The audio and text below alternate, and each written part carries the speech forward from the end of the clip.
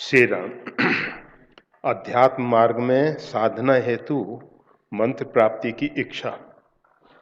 दूसरा प्रश्न है अध्यात्म मार्ग के शिखर पर पहुंचने का सुगम उपाय जिसमें स्थिरता बनी रहे।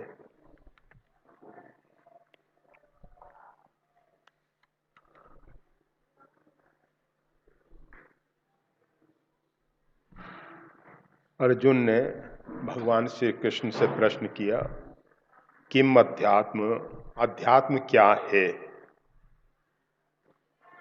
भगवान ने कहा, स्वभावो अध्यात्म उच्यते। स्वभाव जो है वही अध्यात्म है। स्व क्या है उसको जरा समझना होगा। आपसे कोई पूछता है आप कौन हैं, तो जिस प्रकार से ऊपर से लादा हुआ ज्ञान है, आरोपित ज्ञान है, भरा हुआ ज्ञान है, अथवा यूँ कहें कि जानकारी है, उसको हम बोल देते हैं कि हम अमुक नाम के हैं, अमुक गोत्र के हैं, अमुक हैं। थोड़ा आगे बढ़ते हैं तो कोई कह देता है हम मानव हैं, फिर कोई कहता है कि हम उसमें स्त्री हैं, पुरुष हैं, हम बच्चे हैं, जवान हैं, वृद्ध हैं। फिर अपनी शैक्षणिक योग्यताओं के अनुरूप जो भी हमारे में योग्यताएं होती हैं उसके अनुरूप हम अपना परिचय दे देते हैं। हम डॉक्टर हैं, इंजीनियर हैं, प्रोफेसर हैं, हमारा प्रोफेशन ये है वो है, आदि आदि। ये सब हमारे नकली परिचय हैं। वास्तविक में हम सब ये नहीं हैं। यहाँ तक कि जिस शरीर का हम परिचय दे रहे हैं मानव, वो शरीर हमारा है, हम शरीर नहीं है। जन्म से पूर्व हमारा अस्तित्व था। भारतीय लोग हमेशा कहते हैं कि बच्चा जो है माता के गर्भ में आया, मतलब उसका अस्तित्व पहले से है, माता ने उसको बनाया नहीं है, वो माता के गर्भ में प्रवेश किया है। और समय आने पे माता के गर्भ से बाहर आता है, उसको फिर हम जात कर्म इत्यादि करते हैं। माता को जननी कहा जाता है, परंतु वास्तविक में देखा जाए तो वो केवल निमित्त मात्र है। हम हमेशा कहा करते हैं सूर्य का प्रकाश खिड़की में से आ रहा है, तो खिड़की सूर्य के प्रकाश को जन्म नहीं दे रही है, खिड़की केवल निमित्त बन गई है। यह सही बात है कि खिड़की से ही आया है सूर्य का प्रकाश। अगर दीवार सीधी होती, खिड़की बंद होती, प्रकाश नहीं आ पाता। आने के लिए वो माध्यम जरूर बनी है खिड़की, परंतु खिड़की उसकी सूर्य के प्रकाश की जननी नहीं है, मां नहीं है। और मृत्यु के बाद भी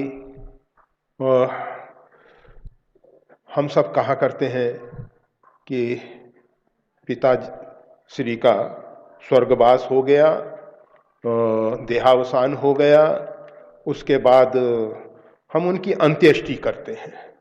अंतिम इष्टि, अंतिम यज्ञ, जन्म से लेके मृत्यु पर्यंत जितने हमारे यहाँ कार्य हैं वो सब यज्ञ के रूप में स्वीकार किए गए हैं।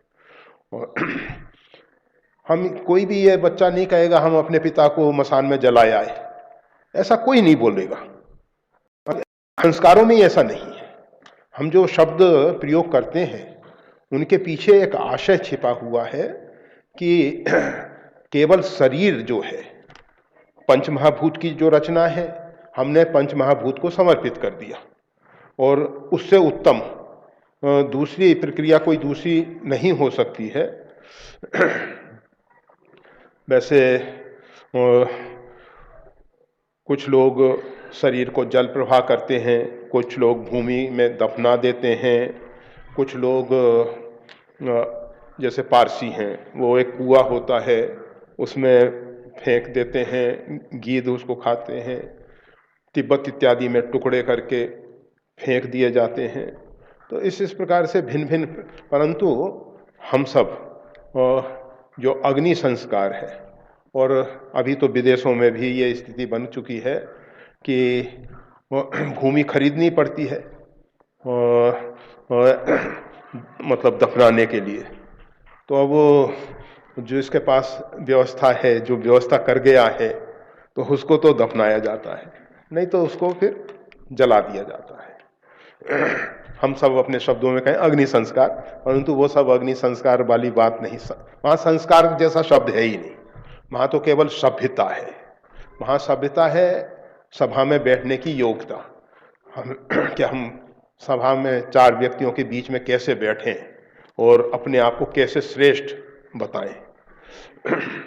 तो ये स्व वाली जो बात आ रही है, स्वभाव, अध्यात्म अर्थात स्व। तो हम जब अपने स्वरूप की तरफ सोचते हैं तो हम नहीं जानते हैं कि हम कौन हैं।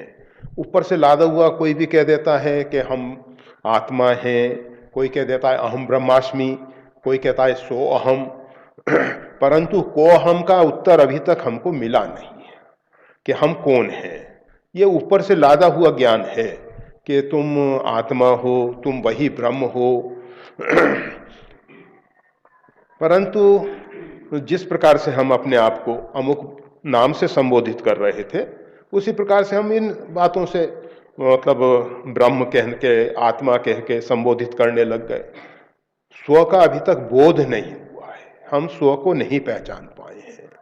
और जिस दिन हम अपने आप को पहचान जाएंगे, उसी दिन हम अध्यात्म का जो गौरी शंकर शिखर कहा जा रहा है, वहां पहुंच जाएंगे, जो सर्वोच्च शिखर है और कुछ नहीं है, केवल अपने आप को पहचान लेना मात्र है। क्योंकि आप जो हैं, फिर हम वही आपको एक ज्ञान लाद देंगे, परंतु इससे ऐसा नहीं सोच लेना, कोई भी ना सोच ले कि हम ज्ञानी बन गए। ये केवल कहा जाता है, ना तो कोई किसी को ज्ञान दे सकता है और कोई किसी से ज्ञान न ले सकता है। केवल समझाने के लिए इस प्रकार की बातें की जाती हैं। जैसे आकाश में दूज का चांद बहुत एक क्षीण रेखा के रूप में है और नहीं दिखाई देता है, तो कोई कहता है कि देखो अमुक पेड़ पे चांद नहीं है, इंगित किया जा रहा है। कोई कहता है देखो वो बिजली के तार के बिल्कुल सीधा ऊपर है, हम जैसे उंगली बता रहे हैं ना, ऐसा है। और कोई उसको दूसरे ढंग से एक ब्लैक बोर्ड पे चौक से, खड़िया से एक रेखा खींच के, अरे चांद ऐसा है। इसी प्रकार से स्व के विषय में या परमात्मा के विषय में, आत्मा और परमात्मा दो नहीं है, केवल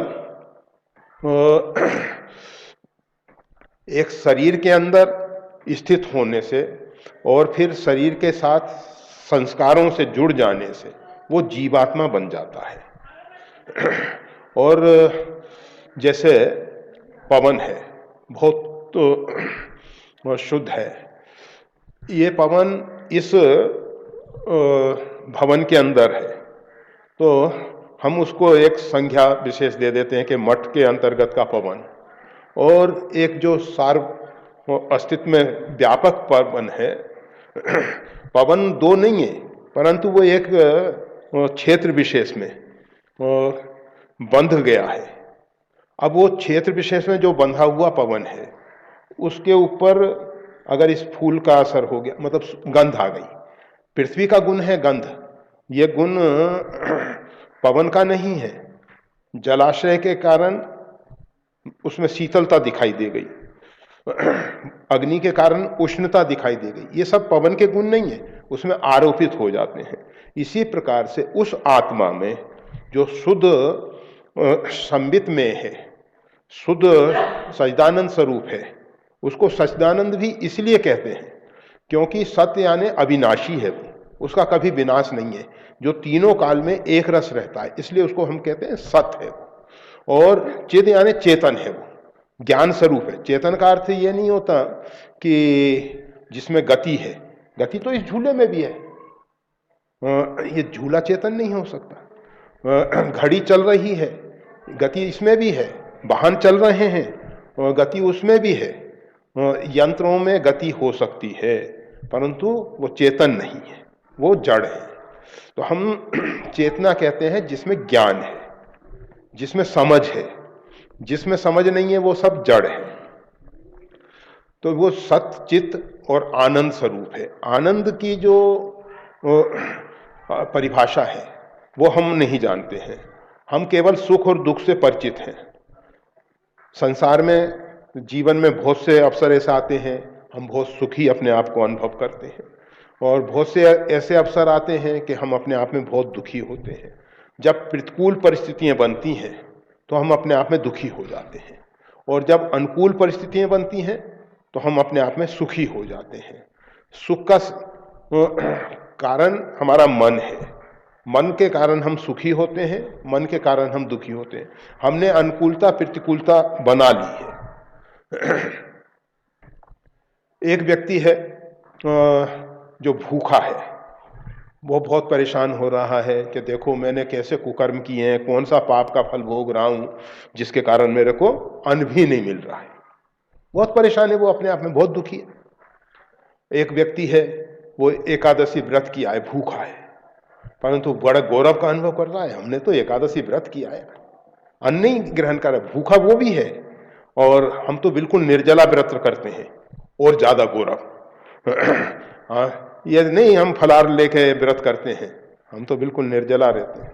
अच्छा अनुभव कर रहा है।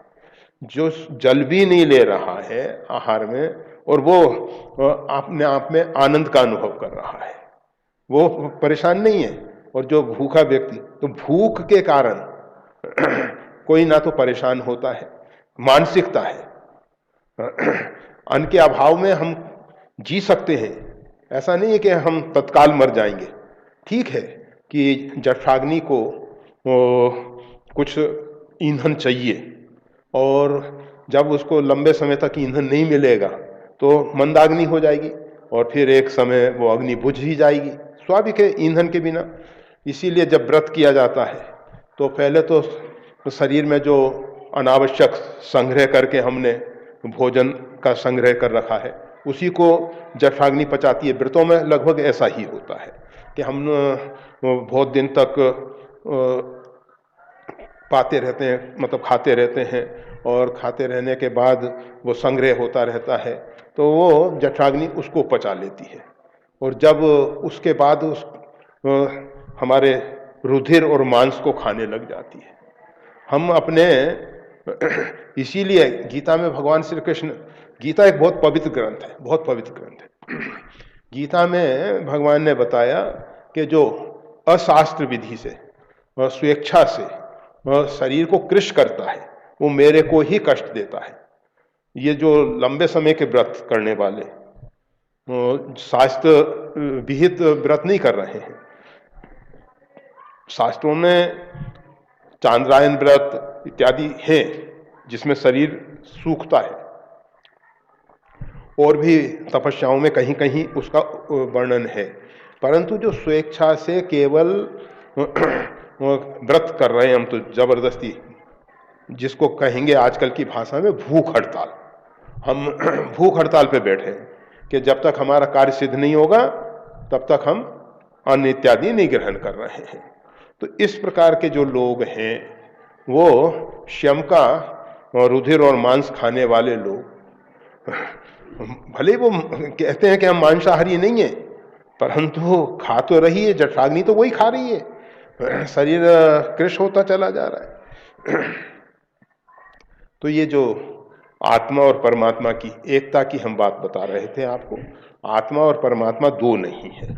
जो आत्मा है वही परमात्मा है, परमात्मा है वो ही आत्मा है, परंतु वो एक शरीर के अंदर कार्य कर रहा है, इसलिए उसको हम आत्मा कहते हैं। फिर वो जब संस्कारों से जुड़ जाता है, जैसे हमने पवन के विषय में कहा कि उसमें गंध, शीतलता, उष्णता इत्यादि आरोपित हो, इसी प्रकार से उस आत्मा के साथ ये सब जुड़ जाते हैं, मन, बुद्धि, अहंकार हमारे, तो वो जीवात्मा की संख्या ले लेता है।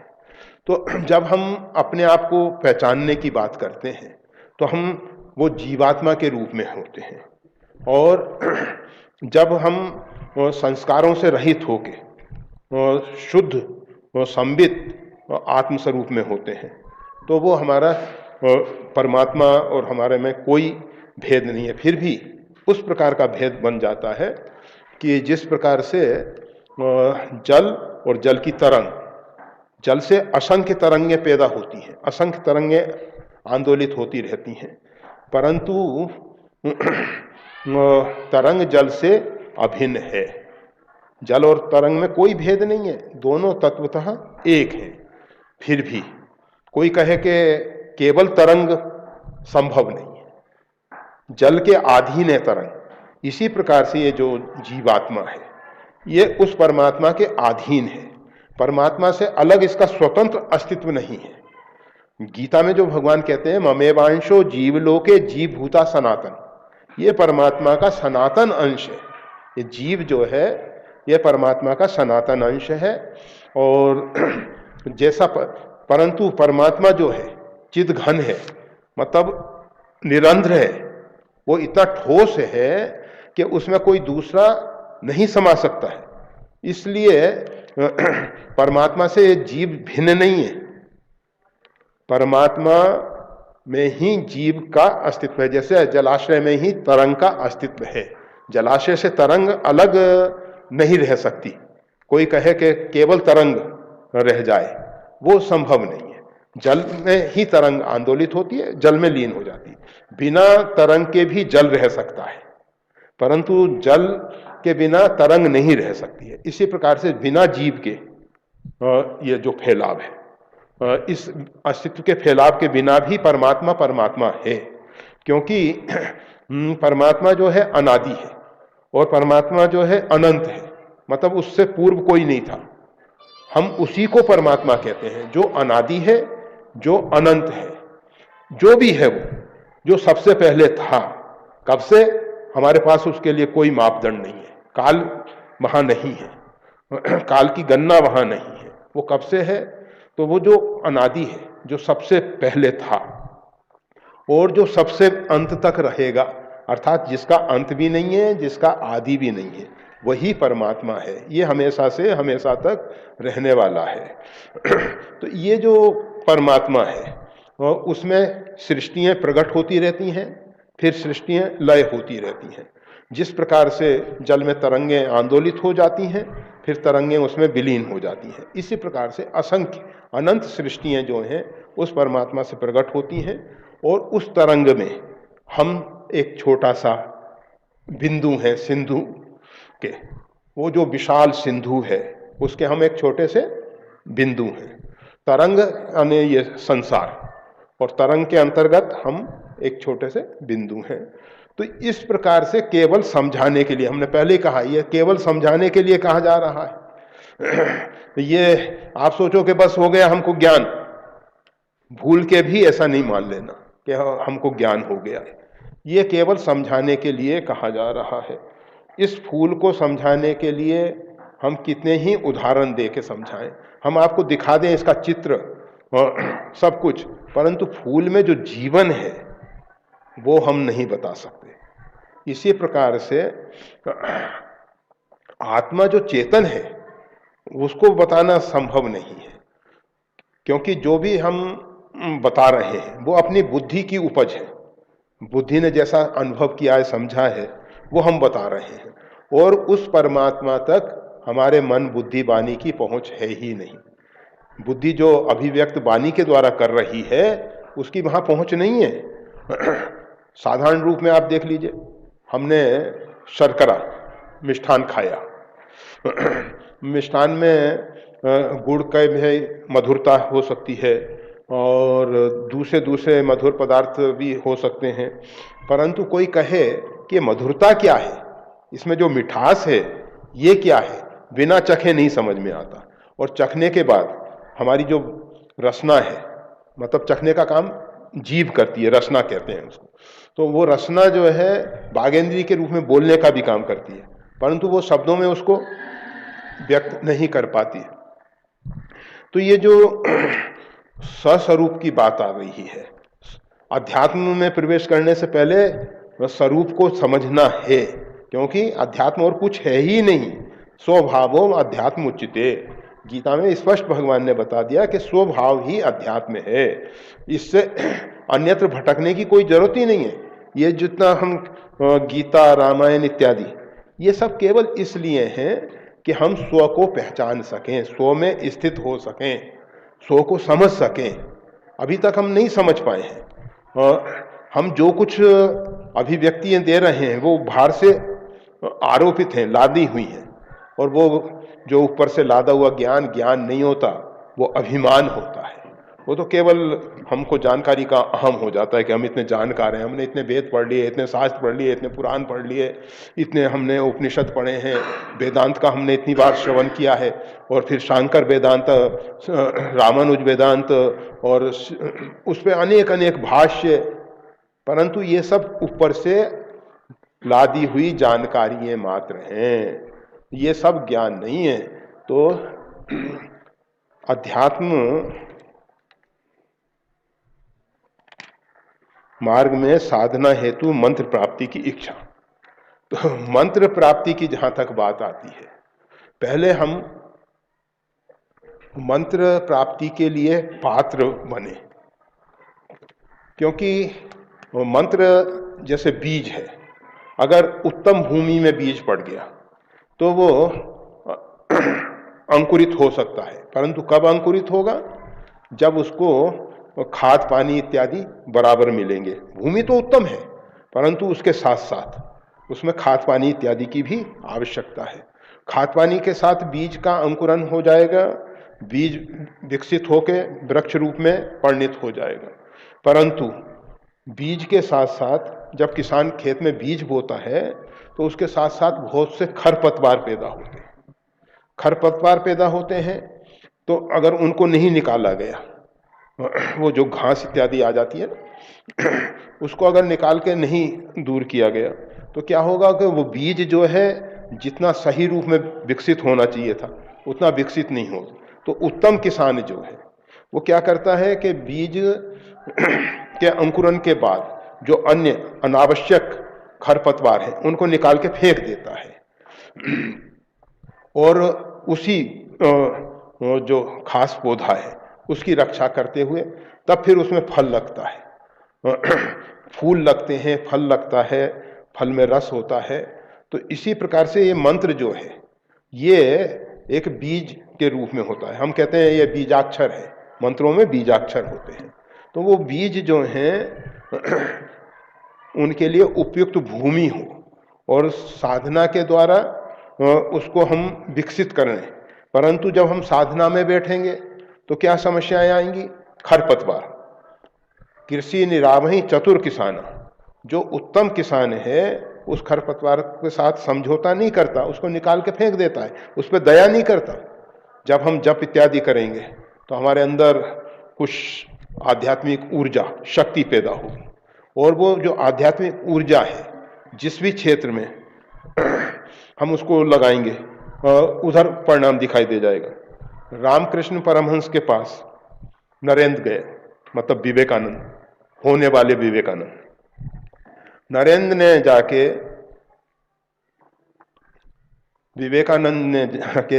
जाके स्वामी रामकृष्ण परमहंस की सेवा की और समाधि के विषय में इच्छा जाहिर की कि प्रभु हम समाधिष्ठ होना चाहते हैं। गुरु शक्तिशाली है, उन्होंने प्रक्षेपण किया अपनी शक्ति का और वो समाधिष्ठ हो गए। अब वो एक दिव्य ऊर्जा से भर गए, अंदर दिव्य ऊर्जा से भर गए।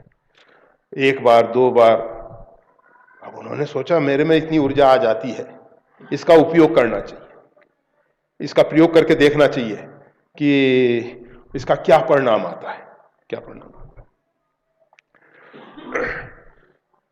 एक कालू राम एक व्यक्ति था जो बहुत सीधा सरल, बिल्कुल सीधा सरल व्यक्ति, और उसने बहुत तीर्थ यात्रा वगैरह की थी। तो जहां तीर्थ में गया जैसे हरिद्वार आए तो यहाँ से 2-4 फोटो ले लिए, बद्रीनाथ गए वहाँ से ले लिया, केदार गए वहाँ से ले लिया, कन्याकुमारी गए वहाँ से ले लिया, रामेश्वरम गए वहाँ से। तो घर पे उसने जहाँ पूजा स्थान है बहुत सी जगह के चित्रपट लगा रखे थे, बहुत से पत्थर कहीं कहीं से ला ला के इकट्ठे करके रख रखे थे। और अब रोज पूजा करता है सबके ऊपर कुछ कुछ कुछ कुछ कुछ। तो वो विवेकानंद नरेंद्र जो है उनको कहा करता था, अरे भाई परमात्मा एक है और परमात्मा के एक स्वरूप में ही हमको अपने मन को स्थिर करना चाहिए। ये जो तुमने फैलाव कर रखा है इसकी जरूरत नहीं है। परंतु वो बेचारा डरता था कि अगर इसको हटा देंगे तो ये रुष्ट हो जाएगा, इसको हटा देंगे ये रुष्ट हो जाएगा। पूजा करे तो उसके मन में विचार आए कि इसके पहले चंदन लगाएंगे तो उसको बुरा लग जाएगा इसको। तो बहुत था तो परेशान उससे, परंतु कुछ कर नहीं सकता, धर्म भीरू। तो बस अब नरेंद्र उसको समझाया कर, तो वो एक बात उसकी नरेंद्र की मानने को तैयार नहीं। तो विवेकानंद जब वो समाधिस्थ हुए और ऊर्जा से भर गए तो उन्होंने सोचा इस ऊर्जा का प्रयोग उस पर करा जाए, कालूराम।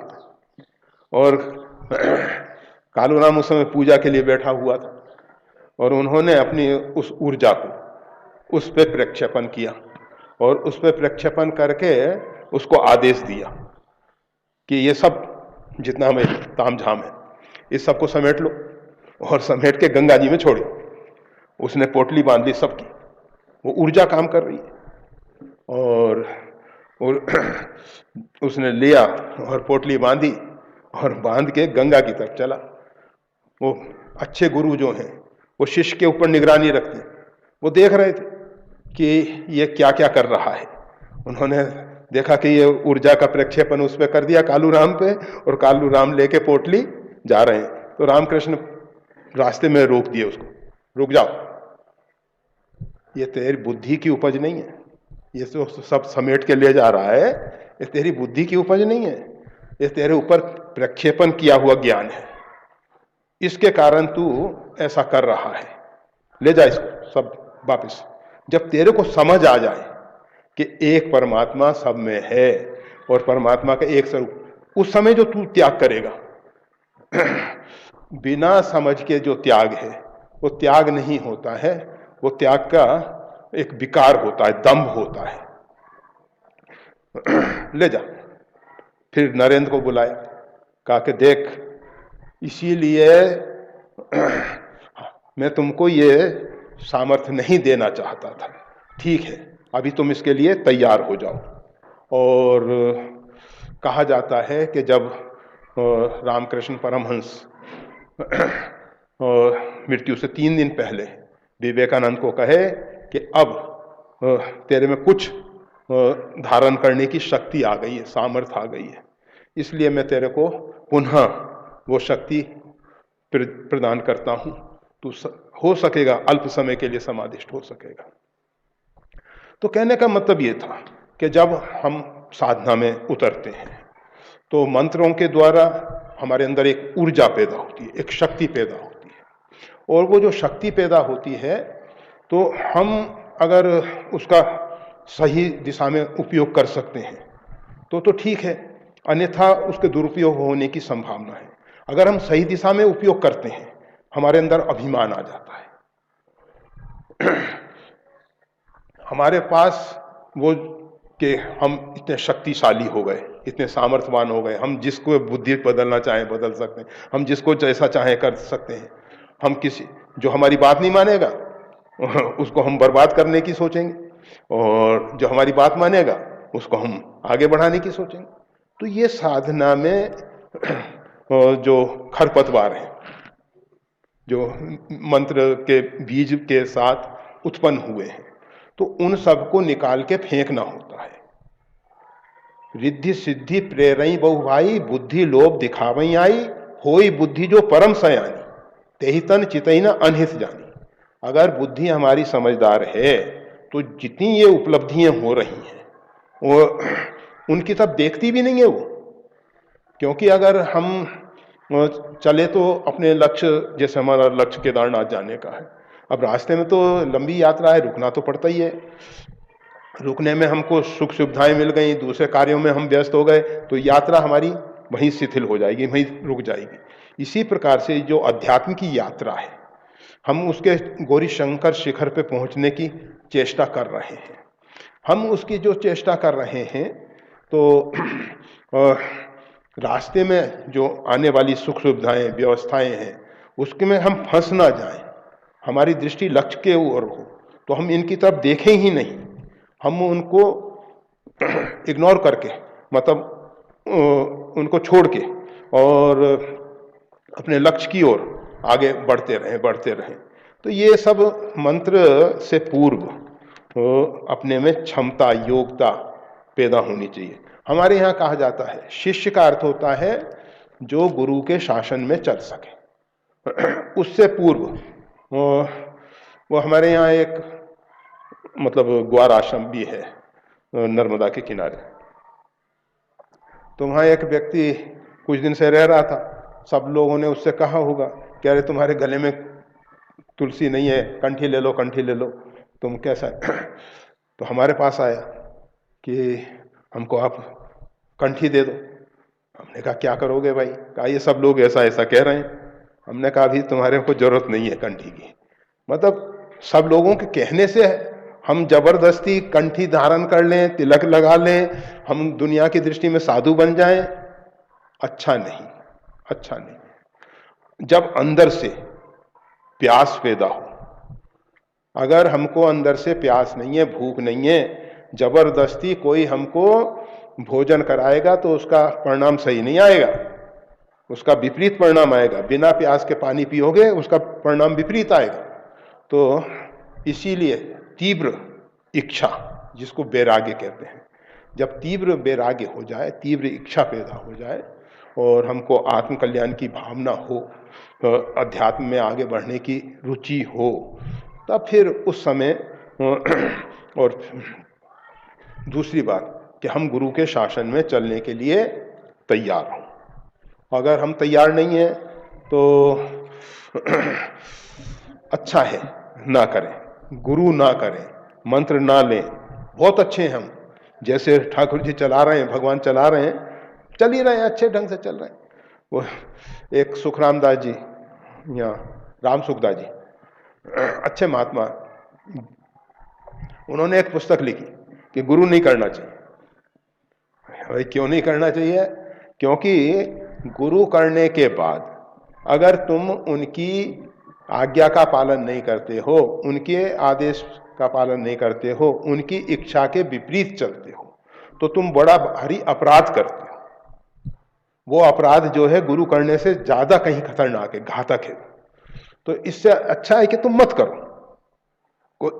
नहीं किया उसमें कोई बिगड़ नहीं रहा है, और कर लिया और करने के बाद उनकी इच्छा के विपरीत हम कार्य कर रहे हैं, तो फिर वो विपरीत परिणाम आने वाला है, भयंकर अपराध है। तो इन सब के लिए तैयार। फिर उसके बाद जिस किसी को भी गुरु करो, जिससे भी मंत्र दीक्षा इत्यादि पाओ, उसको समझ लो पहले कि नहीं तो कितने इस वेश में और बिना वेश के भी बहुत से गुरु बने फिरते हैं। समाज में वो देखा जाता है, बहुत से ऐसे हैं जो अपने आप में गुरु बने हुए हैं, और वो यह है कि अंधे जहाँ के अंधे रास्ते और अंधे ही रास्ता बताने वाले। तो ऐसी स्थिति में क्या होगा? वो जिसके क्षम नेत्र नहीं है, वो दूसरे को क्या रास्ता बताएगा? तो इस प्रकार की गुरु शिख अंध बधिर कर लेखा, एक न सुनई एक नहीं देखा। गुरु जो है वो शिष्य की तरफ दृष्टि नहीं रखता है, मतलब उसका देखता नहीं है कि वो क्या कर रहा है, कैसा कर रहा है। वो तो अंधा है गुरु। और शिष्य जो है बहरा है। बहरा अर्थात जो गुरुदेव आदेश देते हैं, आज्ञा देते हैं, उसका पालन नहीं करता है, सुन के भी अनसुनी कर देता है वो। तो ये दोनों जो हैं, दोनों ही नरकगामी होते हैं। मतलब चाहे हरई शिष्य धन शोक न हरई, सो गुरु घोर नरक में पड़ई। केवल स्वार्थ के लिए जो शिष्य बनाते हैं कि चलो आश्रम की सेवा करेगा, गौ की सेवा करेगा, रोटी बेल देगा, अग्नि चेता के दे देगा, जल लाद के दे देगा, कुछ नहीं तो कम से कम दंडवत प्रणाम तो कर ही लेगा। इस प्रकार की एक ईगो होता है कि भाई हमारे इतने शिष्य, हमारे इतने चेला हैं। तो इस प्रकार के जो लोग हैं उनकी दुर्दशा होने वाली है। तो सोचो, समझो, अपने आप में पक्के हो जाओ। गुरु की दृष्टि में आप पक्के हो, आपकी दृष्टि में गुरु पक्का हो, दोनों। और जब ये सब स्थितियां पैदा हो जाएं, फिर आगे का कदम बढ़ाना है, उससे पूर्व नहीं। और ये जो अध्यात्म मार्ग के शिखर पर पहुंचने का सुगम उपाय, देखो उपाय जितने भी हैं उसमें सुगम कौन सा होता है? एक बच्चा है जिसको लिखना नहीं आता है, उसके लिए वो भाषा बड़ी कठिन दिखाई देती है, और जब वो लिखना पढ़ना सीख जाता है तो आंख बंद करके भी लिख लेता है, उसको कोई उसमें तकलीफ नहीं, बहुत सुगम हो जाता है। कोई भी कार्य अभ्यास के बिना कठिन होता है और अभ्यास के बाद सुगम हो जाता है। अर्जुन ने कहा भगवान से कि भगवान ये मन जो है ना बड़ा चंचल है, इसको स्थिर करना जिस प्रकार से पवन के मध्य में दीप की ज्योत को स्थिर करना कठिन है, उसी प्रकार से हमारा मन जो है इंद्रियों के द्वार से आने वाली जो झंझावात है, पवन है, उससे चलायमान रहता है, उसमें हम इसको स्थिर करना बहुत कठिन मानते हैं। तो भगवान ने कहा बिल्कुल सही बात कह रहे हो कि मन को स्थिर करना कठिन है, परंतु अभ्यासेन तु कौनते वैराग्यन च गिरीते, वैराग्य पूर्वक अभ्यास करो तो वो सरल हो जाता है। सुगम उपाय की बात है ना, तो सुगम जब तक अभ्यास नहीं है तब तक सभी कठिन है, सभी कठिन है। और जितनी महान उपलब्धि होती है उसके लिए उतना कठिन परिश्रम भी करना पड़ता है। हम सीधे मैदान पे चलेंगे तो हम उतने ही रह जाएंगे, हम पहाड़ों पे चढ़ेंगे, चढ़ने में कठिनाई तो होगी ही, परंतु ऊंचे बढ़ने के लिए, ऊंचे उठने के लिए, शिखर पे पहुंचने के लिए भाई परिश्रम बहुत करना पड़ता है। गौरी शंकर शिखर पे पहुंचना इतना सरल नहीं है, इतना सरल नहीं है, परंतु जो यात्रा करते हैं, चलते रहते हैं, चलते रहते हैं, वो समय लगता है परंतु पहुंचते जरूर हैं, ऐसा नहीं है कि पहुंचे ही नहीं। तो इसी प्रकार से उपाय सुगम के चक्कर में मत पड़ो। उपाय के विषय में हम कुछ यात्रा हमको करनी है, हमको चलना है, हमको केवल इतना जान लेना चाहिए कि ये मार्ग लक्ष्य तक पहुंचाने वाला है। इससे जो व्यक्ति गया हुआ है उसके मार्गदर्शन में हम चलें। जो व्यक्ति यात्रा किया ही नहीं है, केवल वो जानकारियों को उसने अपने अंदर समेट लिया है, इकट्ठा कर लिया है, तो वो केवल जानकारी वाला व्यक्ति जो है ना सही मार्गदर्शक नहीं हो सकता, क्योंकि उसने इधर उधर से इकट्ठी की हैं जानकारियां, और जो उस पथ पे चला है, रास्ते पे चला है, मार्ग पे चला है, तो उसको सब अनुभव है कि कहाँ किस किस प्रकार की परिस्थितियां आती हैं, कैसा कैसा होता है।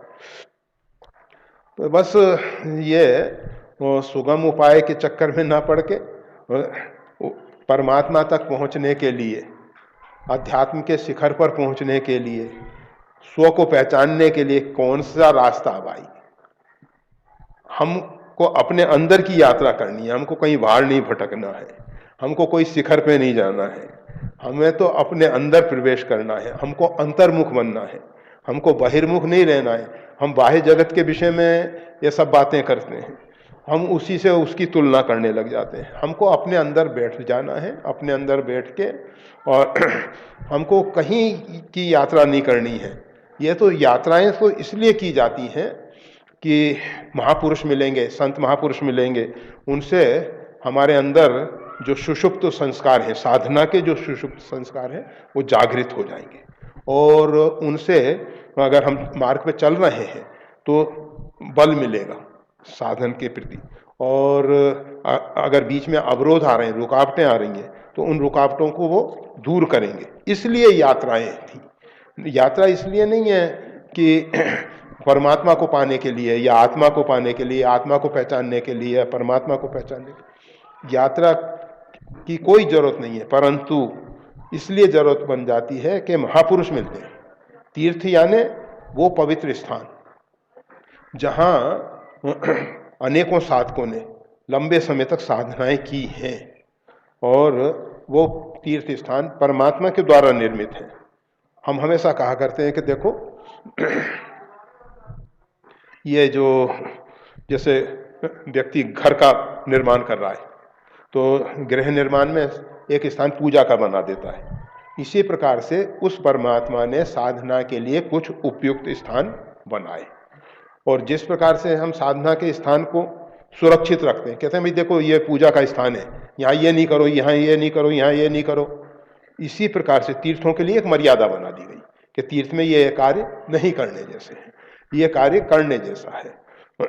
तो वो तीर्थों की पवित्रता बनाए रखने के लिए फिर उसमें अनेक साधकों ने जब तपस्या साधनाएं की है तो वो जो ऊर्जा है, आध्यात्मिक ऊर्जा जो है वो भरी होती है, तो उसमें जब हम प्रवेश करते हैं तो वो सीधा सीधा लाभ हमको मिल। इसलिए तीर्थ यात्रा, इसलिए तीर्थों में निवास, इसलिए नहीं कि तीर्थ में कोई बड़ा भगवान बैठा होगा या ज्यादा भगवान होंगे। भगवान तो सब जगह एक है, भगवान छोटे बड़े होते ही नहीं हैं, परमात्मा एक है। तो कहने का मतलब ये है कि ये अपने अंदर की यात्रा है, अंतरात्मा की यात्रा है, अंतर्मुखी वृत्तियों को, और उसके लिए तीर्थों का सेवन अच्छी बात है, परंतु इस भाव से नहीं कि वहां जाके परमात्मा का साक्षात्कार होगा।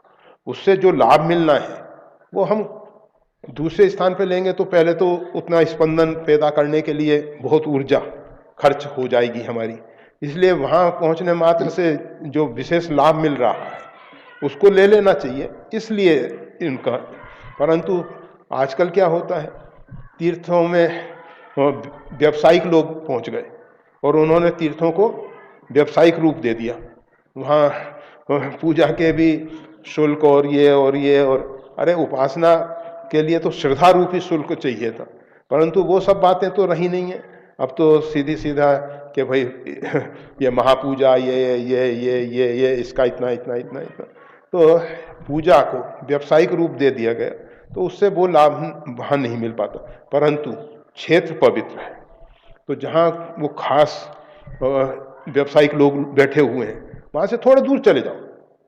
कोई जरूरी नहीं है कि उसी मंदिर विशेष में ही आप बैठ के, क्योंकि वहाँ बैठने भी नहीं देंगे आपको, तो वहाँ तो प्रणाम भी नहीं करने देंगे, कहेंगे चलो चलो चलो चलो।